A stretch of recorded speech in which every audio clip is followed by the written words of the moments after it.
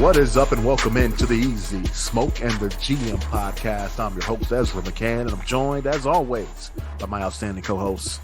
He's a Chicago Public League legend. He's a Simeon Wolverine legend. He's Grambling State Tiger legend. He played second base for the Tigers back in the day. He was all swag. It's Brandon Williams, a.k.a. Coach Smoke.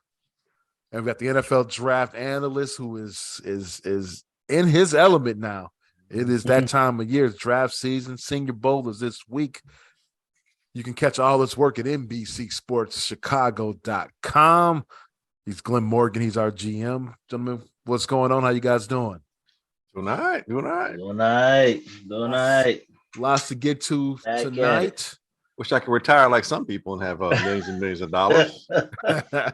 Waiting for me. Right, I was about to say waiting for me. So breaking news today, Tom Brady says that he is officially hanging him up. I don't know how true that is because he said the same exact talk, man. He said the same exact thing just a year ago. He wrote the same exact thing. Oh, that's true. Yeah, he did. Yeah. That was a tweet. Never believe what you see in writing. He came out and gave a very emotional video on a lovely beach. Looked like he's down in Florida, and said that this is it for him. He's hanging it up. So we talk about that. The Super Bowl. We have our two teams from the AFC and the NFC. Kansas City will be taking on the Philadelphia Eagles. So that should be a good one. So we'll talk about Championship Sunday and what happened in at least one of those games. The other game was farce. And we'll talk about some of the coaching hires that have happened in the NFL. So all football show today, but let's start with Tommy Brady, the GOAT. So what's his legacy here? Did him coming back to Tampa for this one last year, did that hurt anything for him? Not at all. Destroyed it completely. Not at all. Just like when Mike came back and played for the Wizards. Oh, I can give you a debate on that. Hey, I can give you that debate. But like I heard today on somebody said, with Jordan, we don't even pay attention to the Wizards' time. No, he still averaged 20. I know. He did. He was a top 15 player. He did. But like, and it was like, do we compare Tom with the Bucks to Mike with the Wizards? But Tom won a Super Bowl with the Bucks, so you can't view them the same. Never missed the playoffs with the Bucks. Never missed the playoffs. He was top 10 in basically everything in this final season. What's wild with him and the Bucks? The year he won the Super Bowl was the only year he didn't win the division with the Bucks. That's what's wild. Yeah, it's crazy. But so, yeah, legacy's still intact, man. Still intact. That's why I don't know if he's done yet. I think he's done. We're only in February right now. Okay, that itch is gonna come back in April, and he's gonna say, you know what, I can do this one more time. We're gonna do it one more time. I think this time it's over. Okay, so why do you think it's over? I think he had a goal for 45. Okay. Only reason he retired last year was because of the family situation. It was kind of forced upon him. And he had a goal set in mind. And that's why he came out of retirement. This time, I think it's legit. And I think it's factors from the fact that now he no longer has his family together. The best options for him, if he were to come back, are on the West Coast, which makes his family dynamic even harder because they're on the East Coast. I think this time it's legit. I think he fulfilled his goal of playing to 45. I really do. I think that was his goal. Harder for regular people or harder for a multimillionaire? And keep in mind, his folks is on the West Coast, and they're entering the twilight of their right. their They're in San time. Francisco. I get that. I get that, but I'm just saying. I mean, if you want to spend, but being away from your kids is a little different from being away from your parents. but he's been away from his kids. You know, they can visit. He can visit. You know what I mean? But has he? This is first instance of being in that situation. But we're just talking about during the season. You know, it's not like it's baseball where you from March to November. You know, this is football, and you're talking probably what, mid-July to January. Kids are to maybe February. I'm not sure. I would assume, when I say I'm sure, that he and Giselle have some kind of child sharing, agreement. And so the kids can go spend time with him and their grandparents on the West Coast. I'm just saying, if you really want to, yes, what you're saying is true.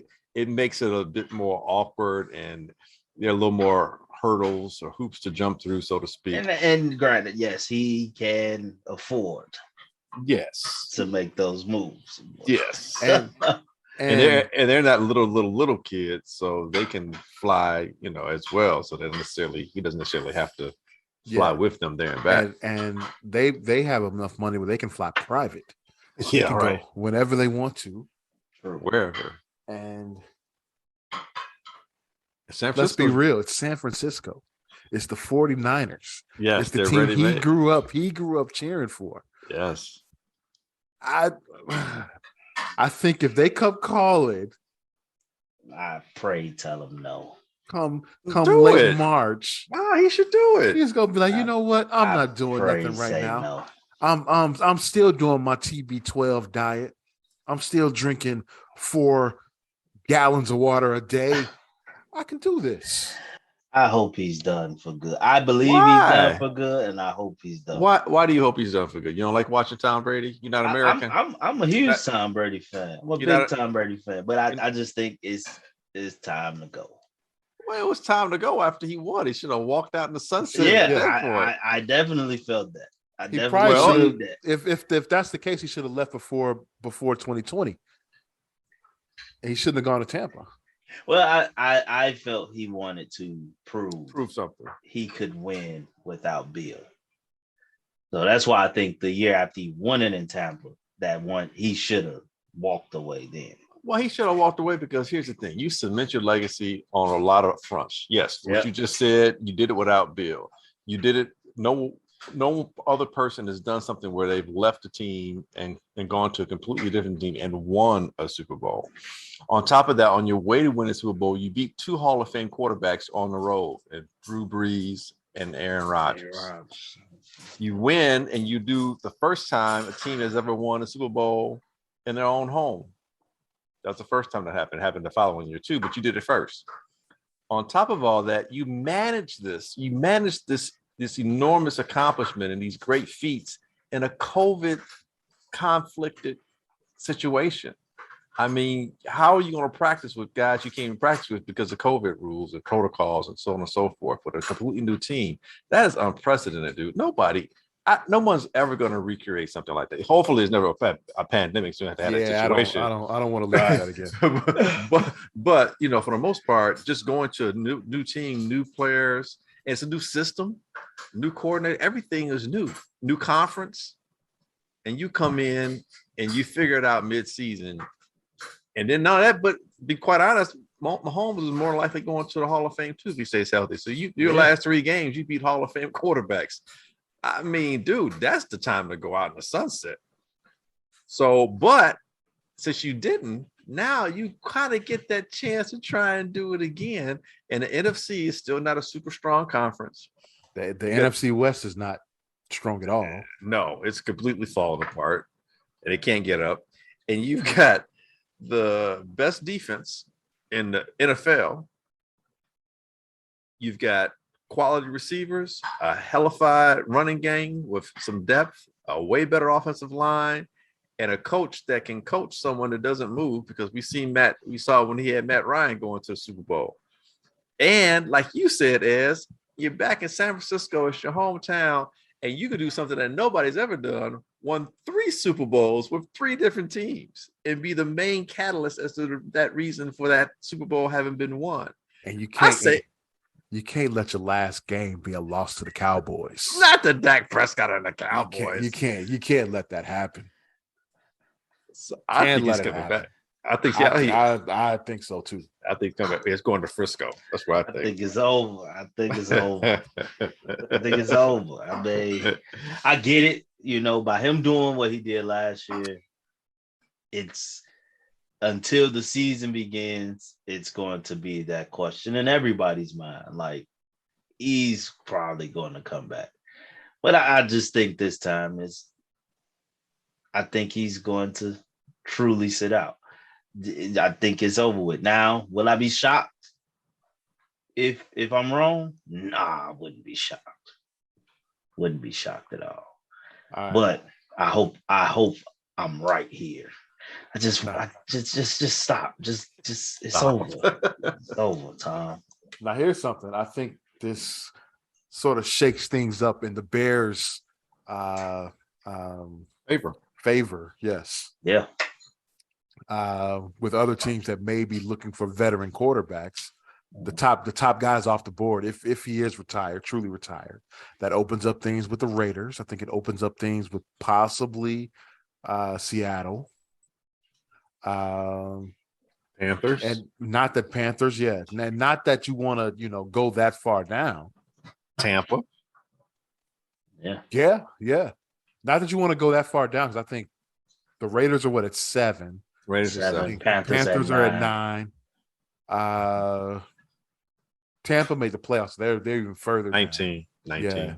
I don't think the Bears want to go that far down. But I mean, maybe they can, create a bidding war there with Houston, with Indianapolis, with the Raiders, and come up with a deal, and hopefully a couple of deals that's gonna make things interesting for the Bears here. That's the one thing I would love to see Brady stay gone, is if this helps the Bears, obviously. The key is gonna be that 7 and 9 team, that the Raiders and the Panthers needing to get up, because they have to try. With us being 1, that we're the only spot they can realistically try to get, because Houston needs a quarterback, the Colts need a quarterback, so they're 2 and 4. Yeah. Who's 3? Seattle? No, Arizona. Yeah. So maybe you could try to trade with them. The Cardinals are a factor. People aren't talking about it, but the Cardinals are. Why they don't need a quarterback? To get a quarterback? They don't need a quarterback. No. I'm saying they're a factor for teams trading up. Oh yeah. Okay. Definitely. So it's going to be crucial how the Bears could play with those 2 teams to put the pressure on Houston and Indianapolis. Well, Houston may be tough. Because it's going to take Houston to be in love with one of those quarterbacks, right, for them to have the need to move up to 1. If they like 2 of them or all 3, they're not moving. They're right. Good. So Houston is going to have to be in love with one particular quarterback to feel the need to jump to 1. So it's kind of going to be tough for Houston, but we gotta play with it. Absolutely. I think the Bears need to be at every one of the quarterbacks' workouts. They need to bring them in during the combine for interviews. They need to bring them into the facility just to, number one, act like, hey, we may be in this quarterback draft as well. Do you think that's really necessary? I don't think they're fooling anybody. Why not? That's the thing too, though. You gotta make them think. I think they're going. we're the type of organization, man. They will call. I think they're gonna call our bluff. Well, it doesn't matter. It doesn't matter that whether or not they think.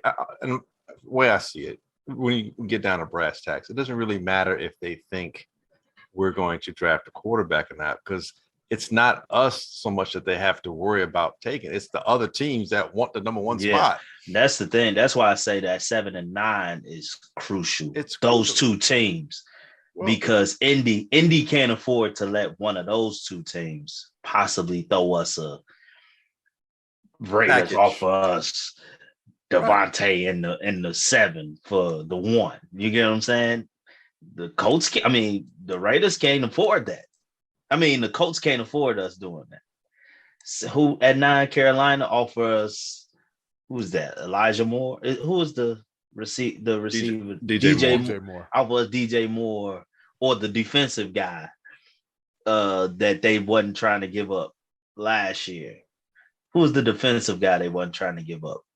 You talking about the edge rusher? It was a defensive guy that they didn't want to move from last year in Carolina. I can't think his name. I'm saying, are you talking defensive line? Or are you talking? I think he's a D-line guy. I think. Is he the edge rusher or interior? I can't remember his true position. Not Derek Brown. You're not talking about him. Derek Brown, no. So that name. So you're talking about the edge rusher, Burns, right? Burns, yep, Burns. Brian Burns. Yeah, Brian Burns. That's exactly who. So they offer the Bears Brian Burns in the 9th pick for the 1. Like the Colts can't afford that. The Colts, like I say, the Colts is the team that can't afford because it's 3 of them. It's 3 quarterbacks that they're projecting. Colts is at 4. Right. They're like the Bulls the year we didn't get Melo and we had to get Patrick Williams at the 4th spot.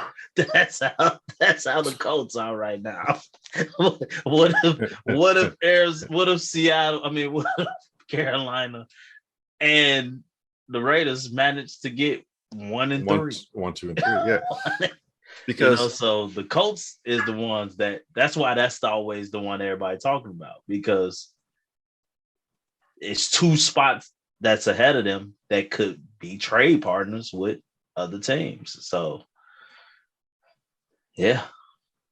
What do you think about the Raiders? I saw a little mock today that said that what if they traded Devontae Adams, the 7th pick and the 2nd round pick for the number 1? Well, I don't think that's enough. I don't think it's real. they should fire whoever did that trade. You just spit all the Wait, you don't think it's enough? I don't think that's enough. No, not for the number 1. I want another 1st round pick next year. Yeah, that's what I'm saying. Yeah. Oh, but I'll take it. So you for said the 1? You said Yes. You said Devontae. You switching picks, right? Devontae and whatever. And we get the second. And we get the sure. 2nd round pick. And a 1st round pick for the following year. Yes. We do get the 1st round pick for the No. That wasn't a part of the deal that was put out there. I'm saying that you'd have that to. deal is not enough for me. Yeah, any deal, in my opinion, has to have a 1st next year. Yeah. And Devontae Adams is about to be 30. That's why I said I don't get me wrong. He's still that guy, but I'm gonna need a little, you know what I'm saying? That's why I need that 2nd 1st round pick, because he only gonna, you're year to year with the Devontae Adams, you don't know when he's gonna fall off, just based on age. It's a very negative way of looking at things. I'm just saying.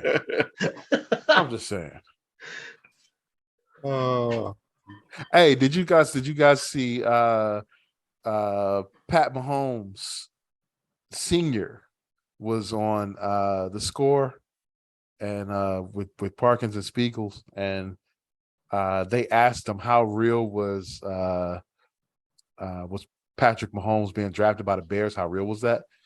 And he said that his son thought that the Bears were going to draft him. They told him they were going to draft him, and he wanted to be a Bear. That's BS. Mm-hmm. And then they picked Patrick. Well, no, they picked Mr. Trubisky. Well, no, Pat in an interview, he said, who did he say? It wasn't the Bears. It was 3 other teams that he named. And the Bears wasn't one of them. Oh, he did name the Bears. He did. He didn't. If I find the clip, I'll send it to the group chat. He did not say the Bears. He said that's why I'm listening. I'm like, oh man, he ain't never say the Bears. He said that's why Mahomes, remember they came to Soldier Field and did the 1, 2, 3. And counted. Yeah, he said that was the reason, was because he thought he was going to be a Bear, and they passed him. With that, you think we would have had the same Patrick Mahomes? No, here in Chicago. No, I'm glad for his sake. I'm glad they passed on him. And he should be glad. He landed in heaven and not hell. He should be glad. Man, is that bad? All things considering, especially in retrospect, when you see what Nagy's did or his inability to do in terms of being, this scheming guru that he sold himself to be, basically doing a poor job of recreating what Andy Reid was doing in Kansas City. To be with Andy Reid as long as he was, from the Philadelphia days into Kansas City, and to only have one good half of a year and not make any adjustments, you're not a good coach, dude. You don't make adjustments. You got to make adjustments. When people adjust to you, you make adjustments. Mahomes might have had one good season. He might have been able to cover up some of what's his name's mistakes, but ultimately, he's gonna get exposed, dude. Because that dude was doing nothing with the blocking scheme, man. I mean, just think about that game with Justin against Cleveland. That still gives me nightmares. If we get sacked 9 times, yeah. Come on, man. He's designing plays where it's like it's taking too long for the receivers to run the route. The guys can't hold the blocks. I mean, look, he wouldn't be the Mahomes we know. I think the Bears would have won games because Mahomes was just that good. But Mahomes might have fallen into some bad habits. So Trubisky never seemed to get out of any of his bad habits. Trubisky regressed each year. I know they're different people, but my point being, what was the coaching staff doing? You're supposed to be coaching them up. Your mechanics are off. Do this. Your mechanics are off. Do that. You're not reading this. Do that. I don't know, man. I think the Bears. Something to be said, you fall into the hands of an all-time great coach. True. And to expect that what we see from Pat Mahomes under Andy Reid, that we would have saw that in Chicago, first off, in year 1 under John Fox. Because John Fox, that was who drafted Trubisky. Well, I mean, it wasn't John Fox pick. He didn't know he was getting Mitch Trubisky. But it would have been John Fox in the first year. Yeah, but he still would have played sparingly. No, I'm just saying, we wonder if Nagy's even the coach the next year. Yeah, I think. You know what I'm saying? He's still the coach. The Bears still would have been losing those games. They had a lot of things that keep in mind, there's still a lot wrong with the Bears, before Fox got there. It wasn't like it really improved in the 2 years he was there. It was slowly improved. But what really changed the Bears around was that free agent year and getting Khalil Mack.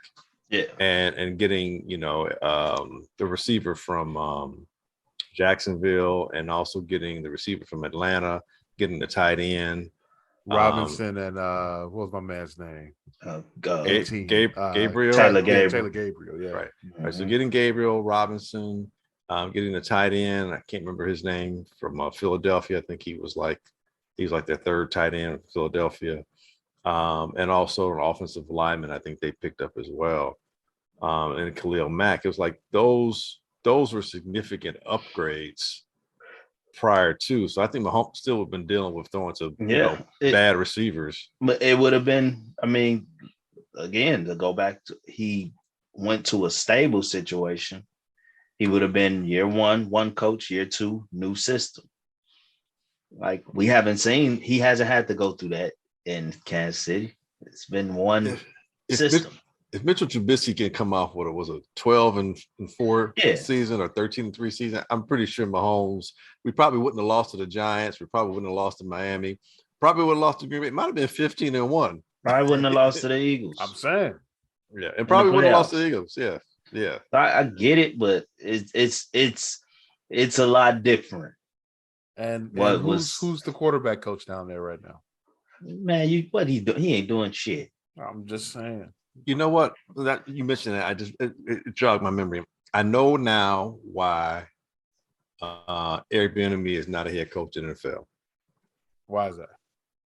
And it's not because he's African American. It's because he's short. Did you see him in that huddle? He was on the outside of the huddle like a little kid trying to get in. Hey guys, I got ideas. I saw Nagy in Mahomes' ear right behind. He's like, hey Patrick, blah blah blah blah blah. And everybody else is crowding around Andy Reid. And Airbnb is in there trying to get in, sticking his head up. I'm like, that's why you don't have a head job. He's too short. They got no respect for him. So it's biased, but it's short man bias. That's what it is. So he's got to get that Napoleon complex then. He may have the complex, but he got the wrong complexion for the complex too. Oh, man. So, no, I'm joking, but it looks, and I'm joking saying he's short, but it's got to be something about him that seems to bring about people's disregard or disrespect towards him, because it makes zero sense to me that a guy, I've never seen an offensive coordinator, especially someone who's not old, and have that much success. 5 straight AFC championship appearances, back-to-back Super Bowl appearances, 3 Super Bowl appearances out of 5 years, and a championship on top of it. And not a mention this year. And not even a mention of being anyone's coach. He's the coach. He's fighting against Jeff Saturday. Come on, man, stop. How is that possible? Stop. Man. How is that really a thing? The Colts is going to give us a massive deal in this trade. I thought we have been a bad franchise, but they are showing that they have been blessed by God with what they've been given with Peyton Manning and then Andrew Luck. Even Phillip Rivers coming in, you still had quality quarterback in that we had. That's a clown show over there, man. That man went 1-7, won his first game, and then win another game, and he's a serious candidate. He's a finalist. A serious candidate. He's a finalist. That is insane. Hey, let's switch gears. Just since we're on the coaching topic, DeMeco Ryans got the job in Houston. Now I see he was able to finagle the 6-year deal. So what? That's security though. They can still fire your ass. That's fine, but he'll still get paid. They're gonna have to pay him for 5 years if they do that again. They paying the other 2 cats too. Right. They're still paying them. I mean, what does that mean? I would say 6 years. That's a long time. Yeah. They only paying Lovey for another year. Okay, but Lovey was on a 2-year deal. I think so. I thought it was a 4-year deal. I thought he was on a 4. Was it 4? It was a 4-year deal. Man, Cully. Yeah, it was a 4-year deal. Cully got a 4-year? No, he didn't. Yes. Dude, that's pretty standard actually. To be a head coach, they don't just give you 2-year head. I thought they gave Cully like a 3-year deal. I think 3 or 4, but it's not a 2-year deal. No one gets a 2-year deal, especially no. But dude, that's fine. But what are they going to do to help them out with talent? I mean, you can be the head coach, and if they're not giving you the talent, you're going to be up Schitt's Creek. Now, here I'll say this right quick.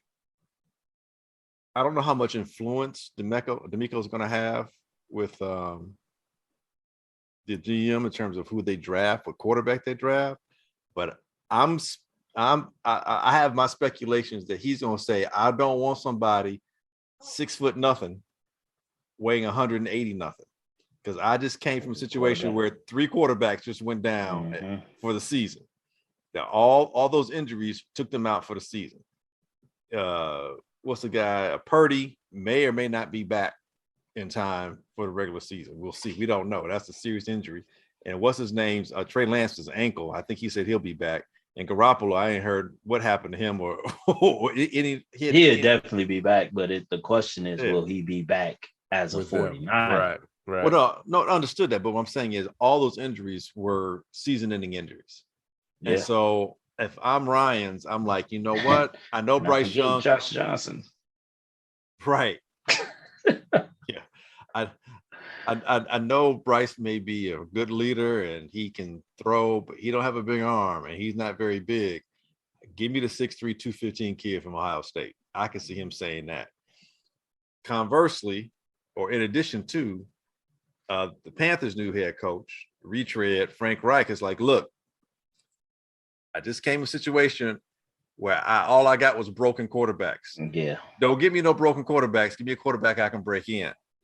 So I could see him making a push for the Panthers to really move up. I forgot about that. He did get all retread at quarterback.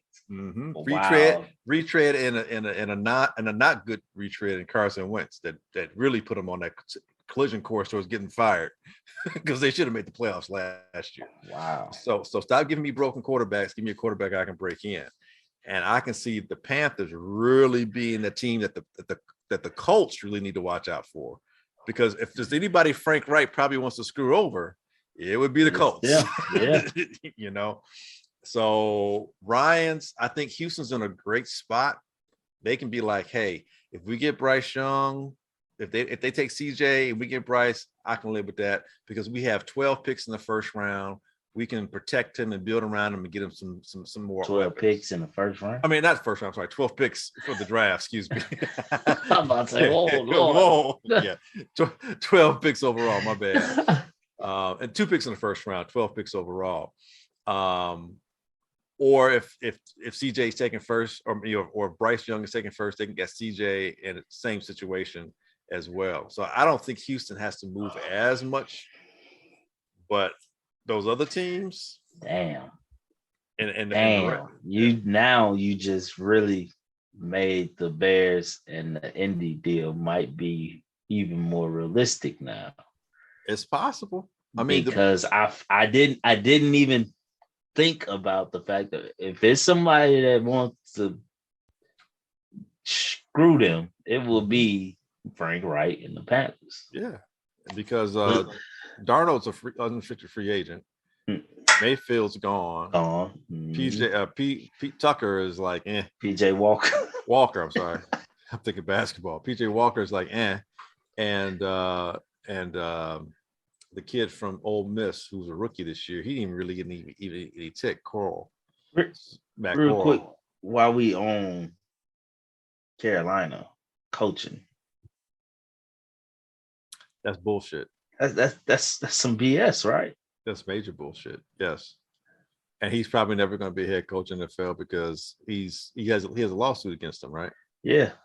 So him and Brian Flores are never going to be head coaches in the NFL because every team's going to be like, okay, I don't want you because you're a potential whistleblower, troublemaker, whatever, blah blah, yada yada yada yada yada. But is he wrong? Well, did y'all see Flores is getting a shot in Arizona, right?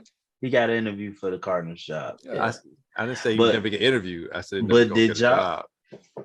But with this Carolina gig, did y'all see that Frank Reich's daughter got hired on staff? She announced it right after they lost the last game of the season. Really? Yeah. She announced what? What did that she announce? She's been hired by the Carolina Panthers. Okay, so what does that got to do with Frank Reich? So I'm just saying. So some people are saying that that's what's going to help his case. Now, granted, he might win his case, but he's still not going to get a job. Well, what's the case? Basically, I don't know. Basically saying that it was premeditated. Right. It was already a done deal. So you're saying he didn't get the job because of her. She got the job because of him but no one knew about it, and she just kind of got too giddy, too happy, too fast. Right. And she announced that's it. what they saying they might use. And against they were already talking in court of back law. channels to make him the coach. It's all a part of the sham interviews. Right. That's what the Sham lawsuits come down to, the sham interviews. But yeah, I just wanted to mention that. But interesting. I didn't know. Off of that, back to Ryans. I felt like you, GM. I'm like, why, man? And if it wasn't Houston,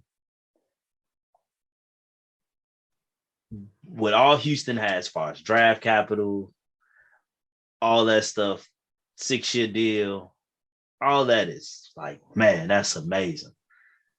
But then you think about it's Houston and their front office and how they some piece of shit. Piece of shit organization. But he does have a relationship with him. And that's what everyone said. You know, that's what everyone said. Yeah. So it's like, okay, let's see if, you know, they treat you different.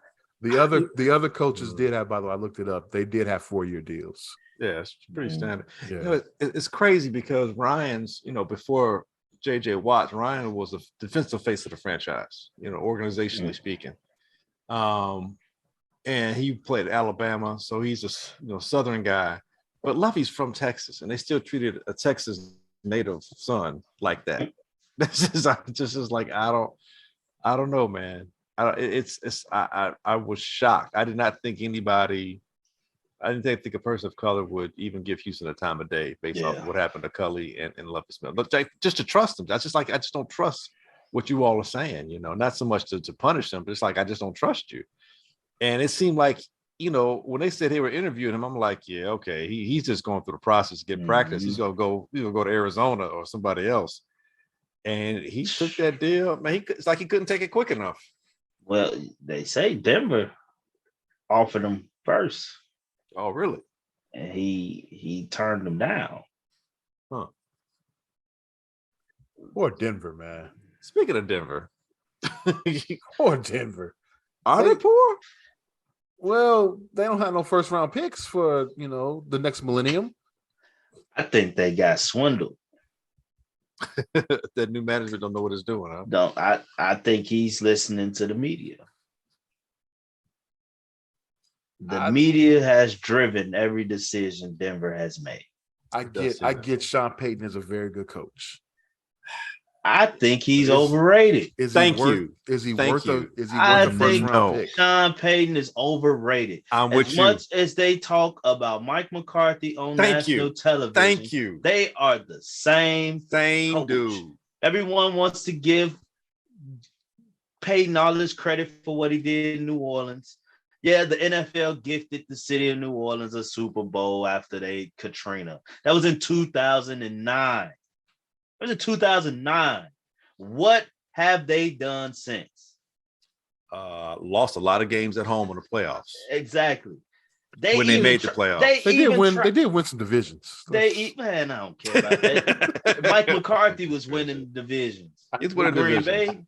He was getting the conference championship games. Hell, Mike McCarthy lost because what's the tight end couldn't recover an onside kick, and then they took it out of the tight end and fired him. You know, like if we're gonna hold, like, are we gonna just say Drew Brees is not one of those all-time greats? He's a Hall of Famer. Because that's what they hold Mike McCarthy to.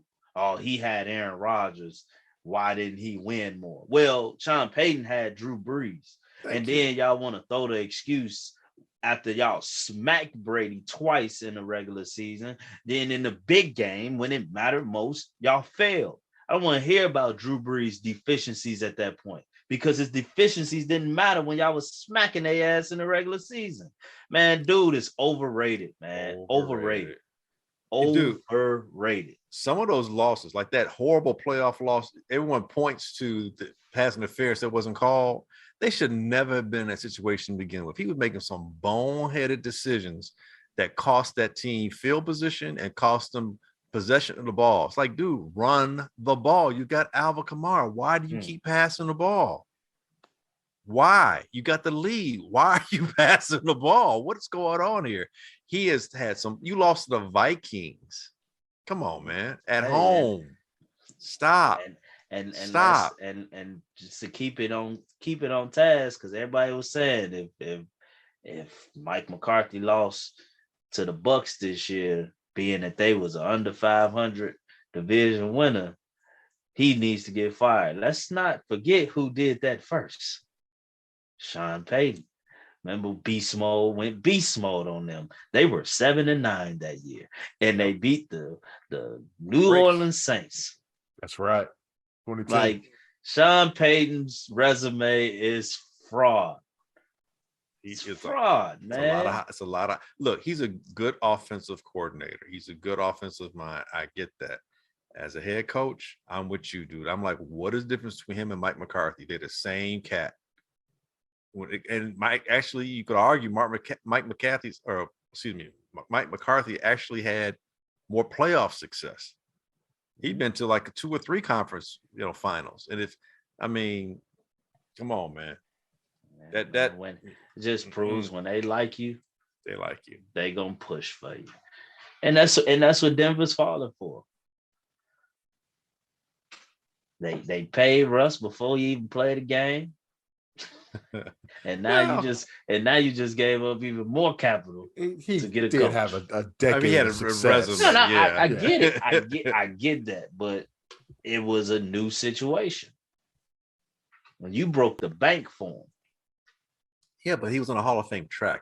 I get why that happened. Man, look, I would have waited. I would have traded for him with the intent to definitely pay him, but it would have been after some games was played. Wow. Nobody expected what happened in Denver this past season. Nobody. Yeah, I know. I did. He wasn't supposed to be that. I didn't expect him to make the playoffs this year, but I didn't expect him to look that bad. It's funny you bring that up because I'm wondering, is it? And I love people just pile on, especially certain types of quarterbacks. And it's like never the head coach's fault. But whenever the head coach does something, oh man, Mike McCarthy or not, was it Sean Payton gonna get him right? Whoa. I heard someone say he'll bring down the hammer. I'm like, whoa, why are we talking about bringing down the hammer on a quarterback like Russell Wilson? Like, what are you talking about? What does that even mean? Like, so Russ won't be doing what Russ wants to do. And they've already set it up where if Russ continues to look like he looked, then it's Russ. It's not Sean Payton. Right. That's already been set. Well, Pete Carroll was protecting him. I've even heard that. It's clearly Pete Carroll was protecting him because we saw Geno Smith look better than Russ. Like, dude, slow down. Geno had a nice year, but he didn't look like Russ because he was not clutch. Geno was very much far away from clutch.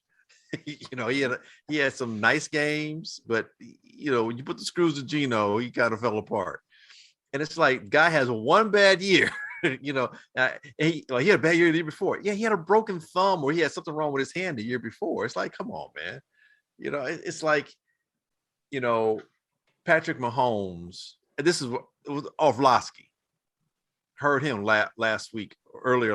Joe Burrow is the best, better quarterback, but Mahomes is a better player. Mahomes is the better football player. Like, what are you saying? I took so much offense to that. I did. Wait, what does that mean? I took so much offense to that. That screams racial undertone. It does. It screams it. Well, you know what it screams? It screams buying into this narrative that's been there forever, and you're just feeding into that, and you do it so much so that whether you know it or not, and I'm not saying he doesn't know, but whether you know it or not, you're just adding to that same stereotypical way of looking at things. So what you're saying is he's a better player. So he relies on his athleticism. Mm-hmm. He relies on his natural ability. He doesn't process. But he doesn't, though. I know that. You preaching to the choir here. Right. But he says Joe Burrow's a better quarterback. And then he goes on to explain it. Well, let me explain what I'm talking about here. And nobody really pushed back. And they didn't challenge. Yeah, they didn't challenge him. I'm like, dude, are you kidding me? So and then today or the last couple of days, whatever, he had kind of had to bite back on it a little bit because it's like, well, okay, so Mahomes couldn't move. He didn't have any of his receivers because he kept getting hurt. So was he not processing things quickly and making death passes from the pocket? Because that sure is what it looked like to me. And Burrow, meanwhile, looked like a dude who was making problems and couldn't process fast enough. He threw 2 horrible picks. And be quite honest with you, if it wasn't for Chase, Jamar Chase being the exceptional receiver that he is, that pass he threw to Chase that got to the 5-yard line was in double coverage. Yeah, that last pick touchdown. Was bad. I think that boy Higgins caught. Wasn't that 2 on him, or was that 1-on-1 when he went over the top of the guy? I think that was 1-on-1. 1-on-1. But exceptional catch. But it's like, and I get if you give your guy a 50-50 chance, but that looked like a 25. And I said that to my boys with the ball to Chase. I'm like, man, double coverage. Then when he threw to Higgins in double coverage, I say, man, you're not gonna keep beating double coverage. No. Now, granted, that defender just really made a great play on that ball but it was double coverage. It was double coverage. And quite frankly, Burrow, if you throw the ball better, you throw it out front, you do have Higgins. But you threw it underthrow. You underthrew it. And the interception he threw, the first interception he threw was a horrible pass. It was up in the air. It was late. And the defender was like, "Oh, thank you." So I'm just saying. So how is he not the best? And then you start hearing, well, the offensive line was not what it used to be. It's like, okay, dude, the offensive line was bad the week before too. It's like, and Buffalo's a better defense, better pressure defense than KC. But it was Josh Allen. Oh, dude. I thought it was just me that I was overreacting. Nope. I took offense to that because to me, you're saying that one guy is a better thinker than the other guy. When the other guy, and granted, you may have beaten him or his team 3 times, but you still haven't won anything but an AFC championship. The other guys won a Super Bowl and MVP. I'm a Burrow fan. And I'm not pissed at Burrow at all. Fan, but Dan, those type of comments is what makes people turn on a player. Like it really pissed me off when he said that. And I'm like, nobody is going to challenge this. Not know, oh man, you're wrong. He's a good, no, challenge him for what it really is. There is a racial undertone there. Challenge him on that. Better player. He's a better quarterback. How is he a better quarterback? What does he do that's better at quarterbacking than what Mahomes does? Because you're telling me Mahomes does things. It's what it is. It's like it's the same thing where it's like we're not guys like Mahomes or Michael Jordan, so to speak.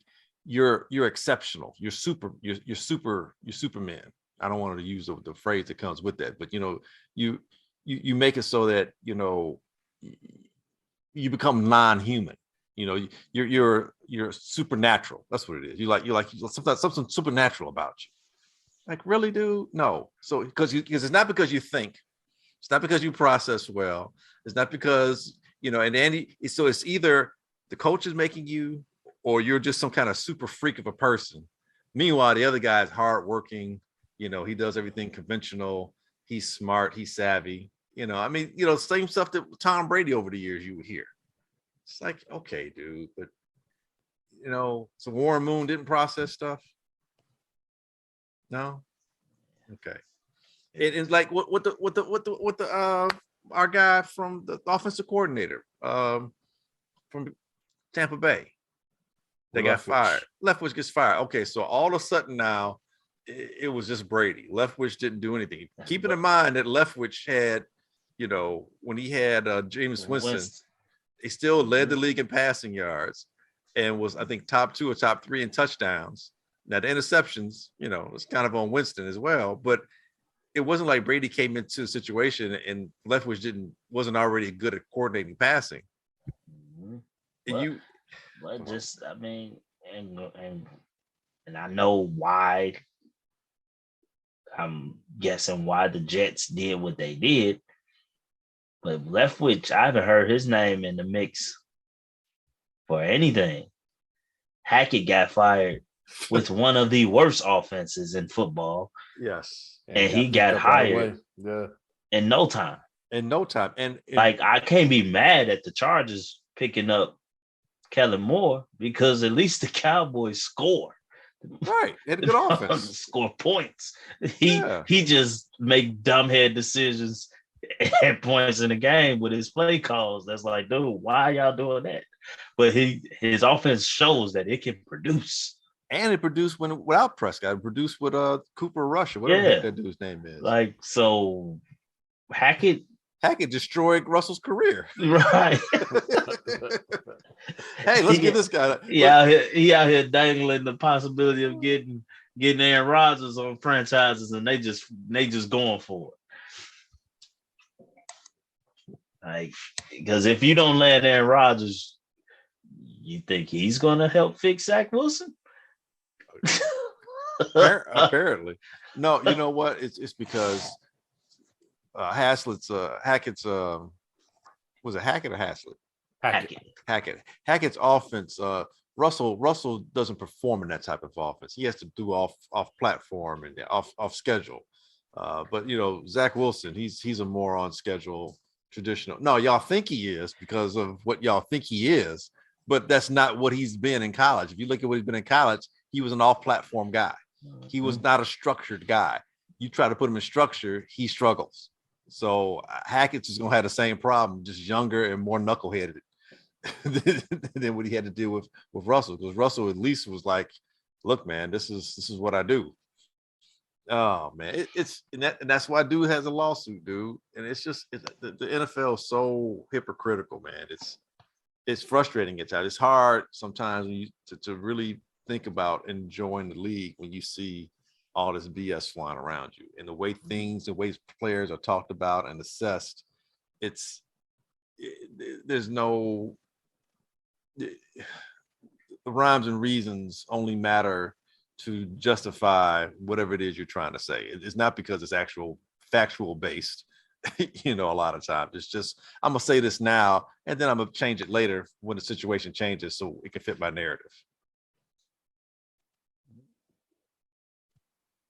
Last thing, you got the Joseph Asai penalty at the end of that game. Would you have called that the roughing? Yeah, you have to. It was clear and evident. I mean, now we have seen in the NFL they have not called a clear and evident call in a big moment before. True, we have seen it. I mean, we talked about Sean Payton. He was a victim of it. but that had to be called, man. I think it was. I mean, by letter of the law, it was a penalty, but I don't know. I think you would wish it wasn't called in that situation, but it's tough being a defender with that. I remember our offensive coordinator in high school. He would teach his receivers to, if they saw somebody coming, just go out of bounds. And it used to frustrate our head coach, who was a defensive coach, and he wants to, teach his guys to be, tough and fight for every yard. But it made sense because as a defender, if you're chasing, the worst thing that can happen is the guy goes out of bounds and you do all that running and you don't get to hit nobody. So in that case, I feel a little bit sorry. I feel for Sai. That makes it even worse. But it's got it. I think it was called. It's the nature of the game. So what you had to run so far? Suck that shit up. That's tough, man. That's tough. That's tough. I've done it before. I think there's levels, and I think hopefully the rules committee can address that. Like maybe the intent on that one wasn't worth the 15, but worth the penalty, maybe an automatic first and 5 yards. Right. And something like that, because Osai wasn't trying to crush him. It was a push. It was just trying to make sure he stays out of bounds. Yeah, he didn't know he was out of bounds. Yeah. And that's the other thing too. You're talking about a guy running to the sidelines. We have a more of an omniscient view than he does. He's running. There's some people on the sidelines. He might not necessarily see what the sidelines is because hey, he's got a helmet on. His vision is not 360 like ours might be, and he's chasing after somebody, and his focus is on the back of his number and trying to get him to push him towards the sidelines. And to add insult to injury, dude damn near tore his kneecap off. Yeah. Yeah. So that was bad. So yeah, I think the intent was and then Mahomes acted a little bit too, but you're chasing, a potential face of the NFL on a bad leg in Kansas City. you probably need to hold up on that one. Just what sucked about it is that was one of the few plays the motherfuckers got right. Well, yeah. The refs were atrocious in that game. They were. It was like at this moment you decide not to be bad. You've been bad all game. Like I don't think anyone would have. Had they not called it, I don't think anyone would have truly been. Oh no, Kansas City would have. The fans would have been. I mean, booing. they would have, but we've seen calls like that go uncalled before. Had Mahomes been inbounds, they would have been going crazy about that. Come on, man. Yeah. If this was in Cincinnati, they would have been going crazy. But it's Mahomes in Kansas City at the end of the game. They'd have been like, "What the hell?" I mean, dude, they'd have been going off. The coaching staff, and that was on the Chiefs sidelines too, wasn't it? Yeah, it was. No, dude, it was no winning that one. The refs had to call that one just to say it so they can get out of Dodge safe. Yeah. You got caught again. Get out the ring. That's tough, man. That's tough. Hey, let's look at our picks. We had to miss last week, but we got picks from the divisional round that we got to go through. Of course, I'm still in last place, though I did go 2-1. You gotta brag all the time during the divisional round. I gotta give some type of light to me, man. Come on. I lost the Chiefs. I took them at -8.5. That was against Jacksonville. Against Jacksonville. This is right. the last time we did it, right? Right. I took the Eagles at -7.5 against the Giants. They definitely pulled that one off. And then took the 49ers -4. And they played Dallas. Right. So I got those. Smoke, you went 1-2. I only won the Dallas game. You won the Dallas game at +4, but lost the Giants and the Kansas. Bengals. I lost the Bengals. Wait, no, you won the Bengals. I'm sorry. You won the Bengals. You lost Dallas. I lost Dallas. Right. You lost Dallas. Yeah, you won the Bengals game. So I took it 1-2. And then GM, you went 1-2 as well, losing the Bengals and the Cowboys. You guys lost the same game. No, I won the Bengals. Oh no, you won the Bengals. I'm sorry. Cowboys, and you lost the Chiefs with me. That's what you did. So 1-2. But we've got a new guy in first place here, Smoke. Wait, I picked the same game as you with the Chiefs. I didn't go opposite. What's that? I didn't go opposite on the Chiefs. No, you went minus. You took the Chiefs -8.5. The hell was I thinking? So we didn't pick the championship games. So Smoke, you're in first place at 22, 27, and 2. GM, you're at 22 and 28, and I am bringing up the rear at 20, 28, and 3. So it's going to come down to the Super Bowl here. We're not going to pick those this week. We are going to let this marinate a little bit, and we will do it. Definitely pick our Super Bowl picks next week. We should also do next week. Forward to that. What's that? We should go back and listen to our preseason. I was going to say that because mine are terrible. Yeah, we can do that. And as a matter of fact, and I know it's extra work for you, so I'm not trying to make extra work for you. But if you had a time and are so inclined to do so, what's that? If you can take little audio clips and actually play what we actually said, we can do that. Okay, if it doesn't take too much time. So. No, that could be done. Absolutely. Absolutely. Oh, well, they're bad. They're bad. They're bad. Absolutely. I feel like wait, I'm looking back here. I know I had the Raiders winning the AFC West. I'm looking back just to see how bad this was. I think I had the Chargers. I had the Packers. I had the Packers, yeah. I had the Colts. Yeah, that's gonna be fun. Okay. All right. All right. We'll do that next week. But listen to my dark horses, because you guys laughed at me about my one particular dark horse. I said, watch out for this team. So if you can find that clip on there, I appreciate it too. Actually, I got the AFC right. I picked Kansas City to win the AFC. Oh, okay. I thought you meant like every division or something. No. I got the AFC Championship right. Okay. Got the AFC Championship right. Yeah, we'll do that for next week. No problem. Hey, that's going to do it for this week's edition of the Easy Smoke and the GM podcast. We want to thank you for listening. We greatly appreciate it.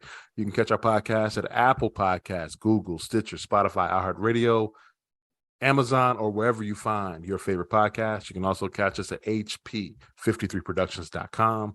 There you'll find a link to our podcast and the Super Duper podcast hosted by Rob Griggs, which I'll be recording in the next 15 minutes. And the Father Good podcast hosted by Marshall Givens and Kenny Stevenson. Marshall, get well. Yo, Glenn. Yes, sir. Please take us out. Hey, like I always say, we ain't saying we're right. Just don't think we're wrong. We'll catch y'all next week.